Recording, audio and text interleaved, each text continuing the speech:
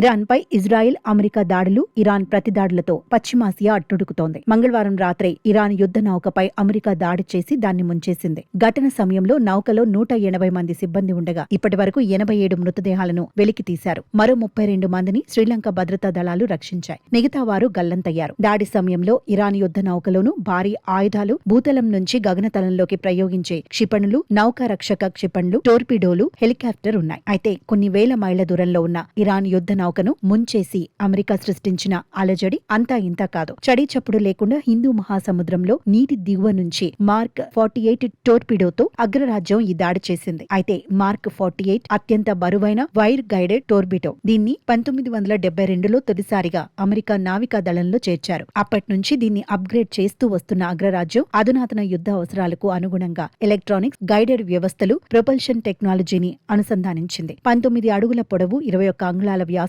కలిగిన ఈ టోర్బిడో బరువు దాదాపు 1700 కిలోలు కాగా ఇది 650 పౌండ్ల వరకు వార్ హెడ్లను మోసుకెళ్లగలదు. గంటకు 100 కిలోమీటర్ల వేగంతో ప్రయాణించే ఈ టోర్బిడో కొన్ని కిలోమీటర్ల దూరంలో ఉన్న లక్ష్యాలపై దాడి చేసే సామర్థ్యం ఉంది.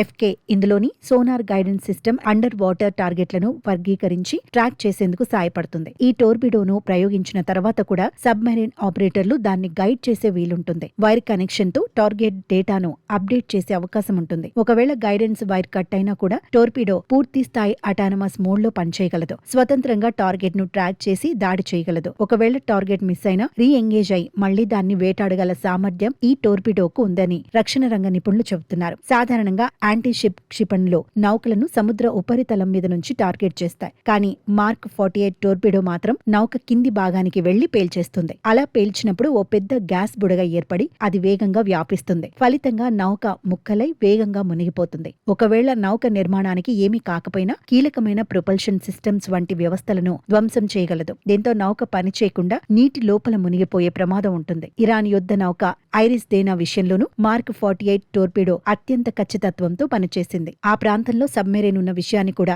యుద్ధ నౌక గుర్తించకపోవచ్చని నౌకాదళ నిపుణులు అభిప్రాయపడ్డారు. మార్క్ 48 టోర్పిడో ఒక్క యూనిట్ తయారీకయ్యే ఖర్చు దాదాపు $4.2 మిలియన్, అంటే భారత కరెన్సీలో దాదాపు 38 కోట్లు. పెద్ద ఎత్తున ఆయుధాలను తరలించే నౌకలే లక్ష్యంగా అమెరికా ఈ టోర్పిడోలను అభివృద్ధి చేస్తోంది.